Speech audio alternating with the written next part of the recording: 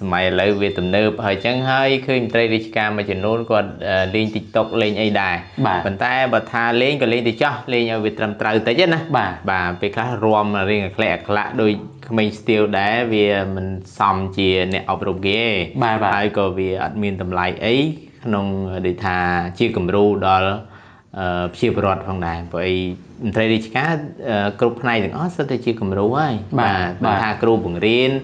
ជាគំរូដល់សិស្សជាគំរូដល់សហគមន៍ជាមន្ត្រីអីក៏ដោយក៏ជាគំរូតាមផ្នែកតាមអីចឹងទៅហើយបើយើងជាមន្ត្រីផងហើយយើងធ្វើសកម្មភាពដែលវារញ៉េរញ៉ៃហើយចឹងវាបាត់តម្លៃទៅតាមនឹងដែរចឹងណាបាទទន្ទឹមនឹងការលេងរបស់គាត់ហ្នឹងក៏ឃើញមានការរិះគន់ខ្លះដែរវាមិនអត់ទេបាទប៉ុន្តែការឆ្លើយតបនឹងការរិះគន់ពួកគាត់តែងតែលើកឡើងថាគាត់មិនបានយកម៉ោងបរិញ្ញាឬក៏ម៉ោងពេញការងារនៅក្នុងម៉ោងរដ្ឋបាលទៅលេងទេគាត់លេងនៅផ្ទះគាត់ថតនៅផ្ទះទេថាតើបើសិនតែគាត់មកថតនៅផ្ទះលេងនៅផ្ទះហ្នឹងវាខុសឆ្គងដែរទេបាទវានៅតែខុសអញ្ចឹងមិនន័យថាទោះបីជាគាត់មិនយកម៉ោងការងារឬបើឧទាហរណ៍ថាគាត់ជាគ្រូបរិញ្ញាណាមិនបានយកម៉ោងបរិញ្ញាមករំក្នុងថ្នាក់ក្តីគាត់រំនៅផ្ទះក្តីប៉ុន្តែវាសកម្មភាពមនុស្សតែមួយបាទវាមិនមែនជាបុគ្គលកខណាបុគ្គលកដែលហ្នឹងទៅបរិញ្ញាផងបុគ្គលកដែលមកផ្ទះមករំដាក់ TikTok ផងយើងសួរទៅគាត់បីហ៎បាទតកតងជាមួយនឹងការប្រើប្រាស់ពាក្យពេចន៍របស់គាត់វិញយើងធ្លាប់តែឃើញគាត់ថាគាត់និយាយឆ្លើយតបជាមួយនឹងនៅលើបណ្ដាញសង្គមហាក់គំរោះគំរើយមិនមានគេហៅថាសិលធម៌សុជីវធម៌រហូតដល់មានអ្នកខ្លះយើងឃើញថានៅក្នុងសង្គមគ្រួសាររបស់គាត់វិញក៏គាត់ប្រើសម្ដីជាមួយនឹងប្រពន្ធកូនប្រពន្ធប្តីឬក៏ជាមួយនឹងសាច់ញាតិអីក៏វាមិនសមរម្យដែរអានឹងជាកត្តាជះឥទ្ធិពលទៅដល់កេរ្តិ៍ឈ្មោះឬកិត្តិយសរបស់គាត់វិញដែរទេបាទពាក្យខ្លះដែលប្រើក្នុងគ្រួសារពាក្យជាទម្លាប់ពេលខ្លះវាមិនមែនជាការប្រមាថមើលងាយទេបាទវាជាទម្លាប់ក្នុងគ្រួសារគេហៅអញ្ចឹងជាតាមសហគមន៍តំបន់អញ្ចឹងណាបាទប៉ុន្តែក្នុងន័យខ្លះបើយើងទៅជួបអ្នកដទៃយើងហៅពាក្យនឹងទៅកាន់គេដែរគេខឹងណាបាទហើយជាពិសេសដែលពាក្យហ្នឹងគឺថាយើងនិយាយជាទីសាធារណៈគេថតបានយកទៅផុសយកទៅផ្សាយអាហ្នឹងកាន់តែគ្រោះថ្នាក់ទៀតដែរអញ្ចឹងយើងគួរប្រយ័ត្នពាក្យសម្ដីសម្រាប់មន្ត្រីរាជការណាបាទប៉ុន្តែអាហ្នឹងសម្រាប់ដែលគាត់អចេតនាបាទសម្រាប់គាត់ចេតនាមានន័យថាមន្ត្រីខ្លះគឺបម្រើជាបរិវត្តនោះការងារល្អដែរបាទប៉ុន្តែសម្ដីរៀងយ៉ាប់បន្តិចបាទដល់ពេលសម្ដីរៀងយ៉ាប់អញ្ចឹងទៅមិនទេបាទវាន័យថាជាបរិវត្តសួរទៅយើងការឆ្លើយតែម៉ងតែមកឆ្លើយឲ្យតែបានអីចឹងណា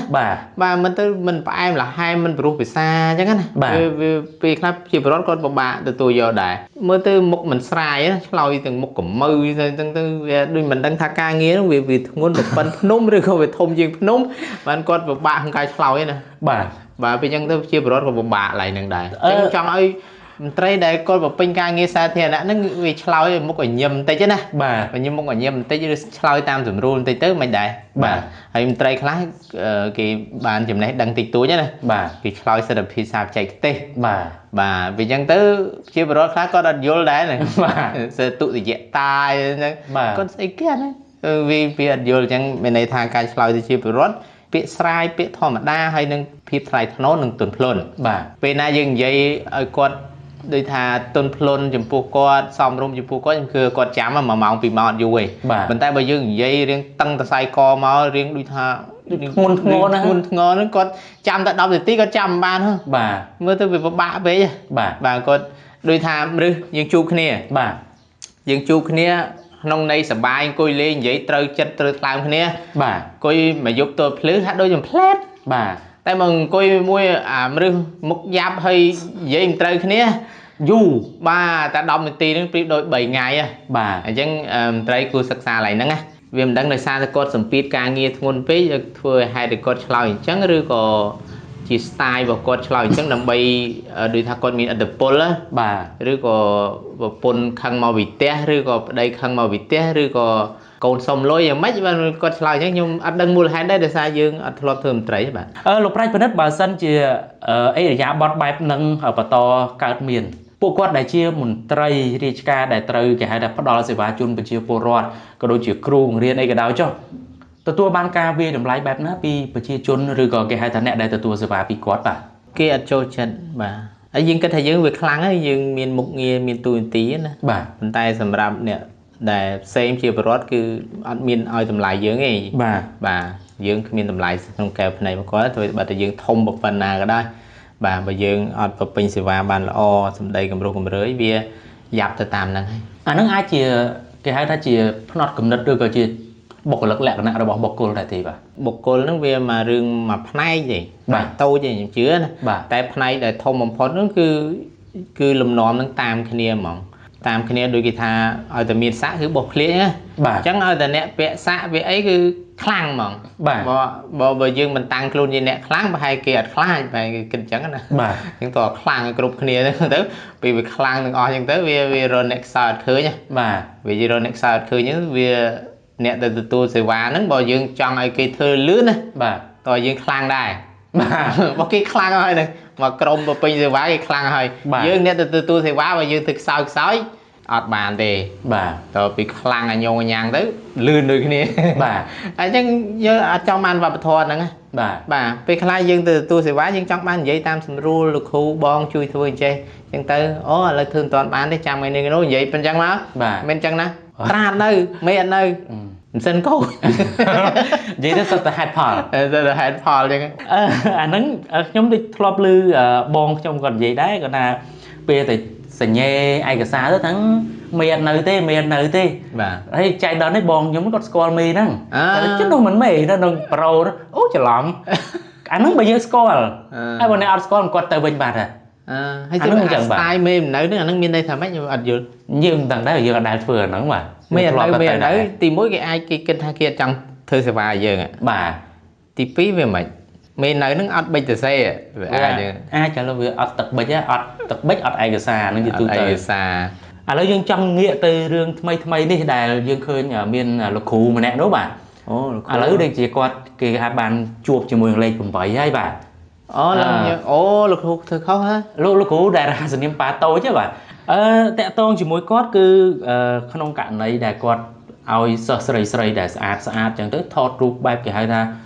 រុលរៀលអីទៅផ្ញើទៅគាត់ដើម្បីដោះដូរបន្ទុកលោកគិតថាការធ្វើបែបនេះបង្ហាញពីការធ្លាក់ចុះនៃតម្លៃឬក៏នៃសិលធម៌របស់បុគ្គលផ្ទាល់ខ្លួនរបស់គាត់ប៉ុណ្ណាដែរបាទនេះវាសិលធម៌ធ្លាក់ដល់0បាទស្ទើរក្រោម0នេះបាទហើយបើនិយាយច្បាប់គឺខុសច្បាប់ហើយមិនបលិសចាប់នោះបាទបើអត់ខុសគេអត់ចាប់ទេនោះបាទខុសច្បាប់ហើយសិលធម៌ធ្លាក់ដល់0ហើយជាគំរូមួយដែលអាក្រក់បំផុតបាទបើសិនជាករណីនេះគាត់នេះច្បាប់បានចាត់ការហើយបាទលោកយល់ថាការចំណាត់ការទៅលើគាត់នេះអាចថាជាមេរៀនសម្រាប់មន្ត្រីអប់រំឬក៏មន្ត្រីនានាទៀតយកជាគំរូដើម្បីកែខ្លួនដែរទេបាទនេះជាវិធានការមួយល្អបាទគេថាវាយមួយគម្រាម10វាយមួយគម្រាម100ណាបាទប៉ុន្តែខ្ញុំជឿថាមន្ត្រីរាជការផ្សេងគេមិនធ្វើអញ្ចឹងទេមានតែគាត់មួយទេគាត់នឹងអាចនិយាយថាជាប្រភេទមនុស្សរោគចិត្តណាមនុស្សកម្រឬក៏រោគចិត្តបាទមនុស្សរោគចិត្តដោយកម្រទៀតបាទដោយសារតែភាគច្រើនមន្ត្រីអប់រំអីក៏ដោយគឺគេមានចំណេះដឹងគេមានវិចារណញ្ញាណក្នុងការពិចារណាថាគួរធ្វើអីត្រឹមត្រូវគួរធ្វើអីមិនត្រឹមត្រូវដែលឡែកគាត់នឹង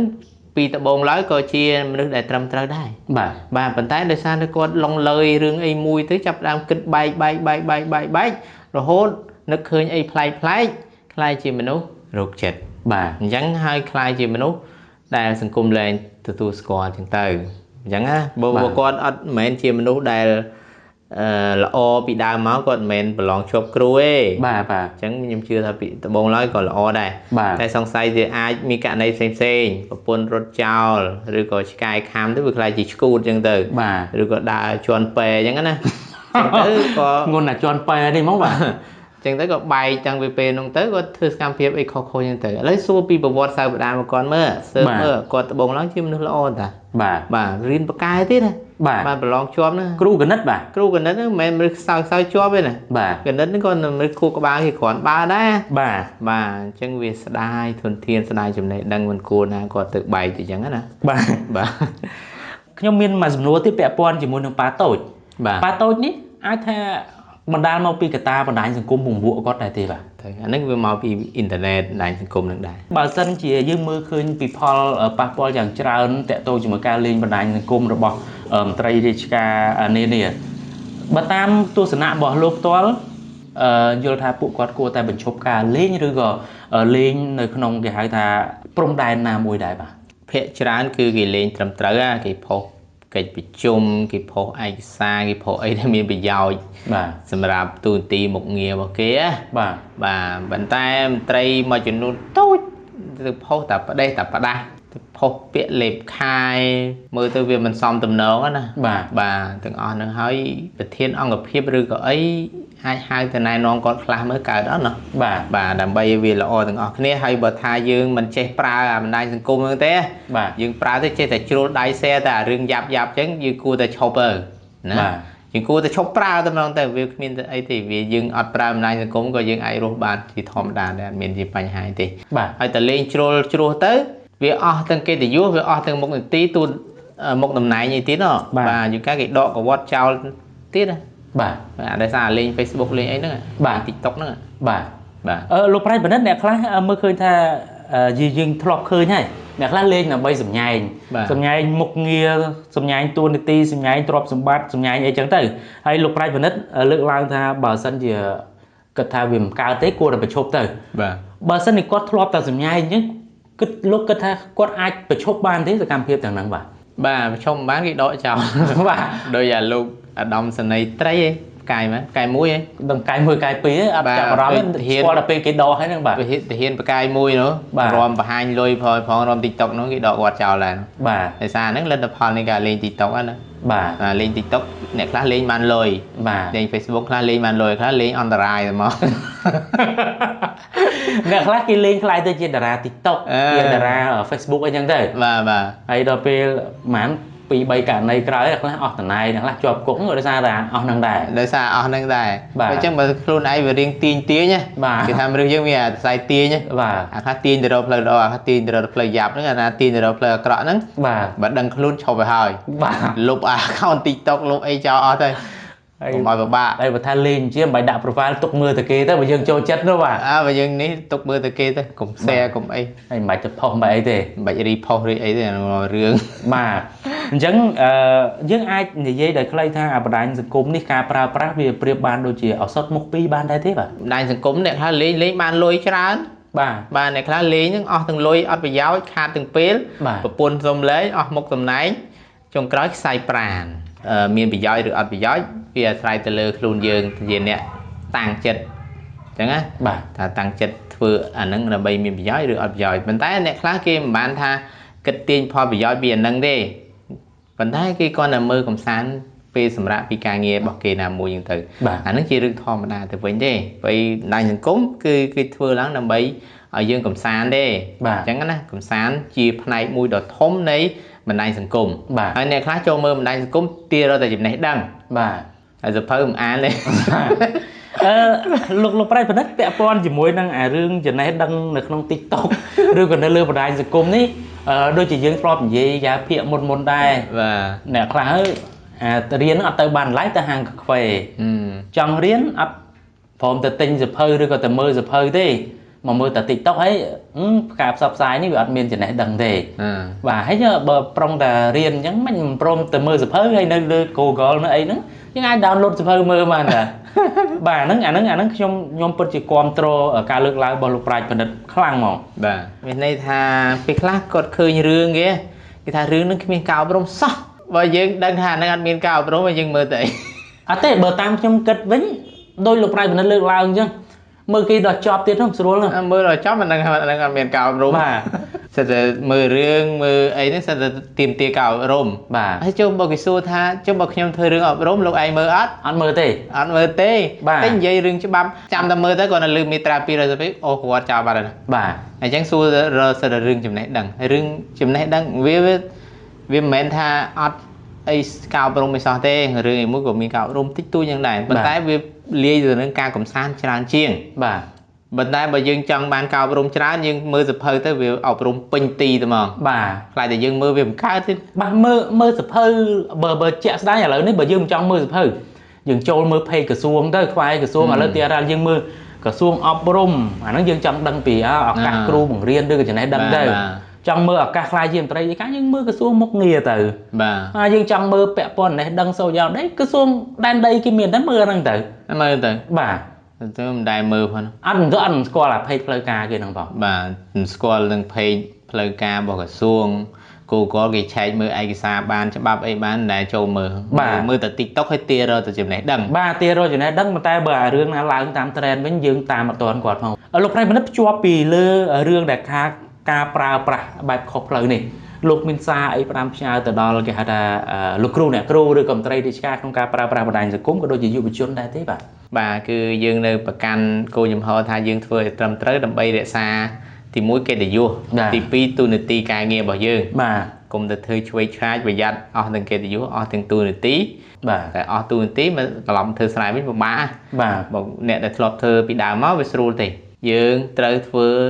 លក្ខណៈឲ្យសមជាមន្ត្រីហើយសមជាមន្ត្រីហ្នឹងជៀសវាងមន្ត្រីបុកឃ្លាកបាទយើងសមជាមន្ត្រីដែលដូចថាជាបរិវត្តឬក៏អីគេស្រឡាញ់ពេញចិត្តនៅក្នុងសហគមន៍ហ្នឹងណាបាទគឺប៉ុណ្ណឹងគឺលោកអ្នកមន្ត្រីហ្នឹងរស់នៅដោយមានកិត្តិយសនិងសមរម្យថ្លៃថ្នូរនៅក្នុងសហគមន៍ហ្នឹងហើយបាទបាទអរគុណលោកប្រៃបណ្ឌិតបាទអរគុណលោក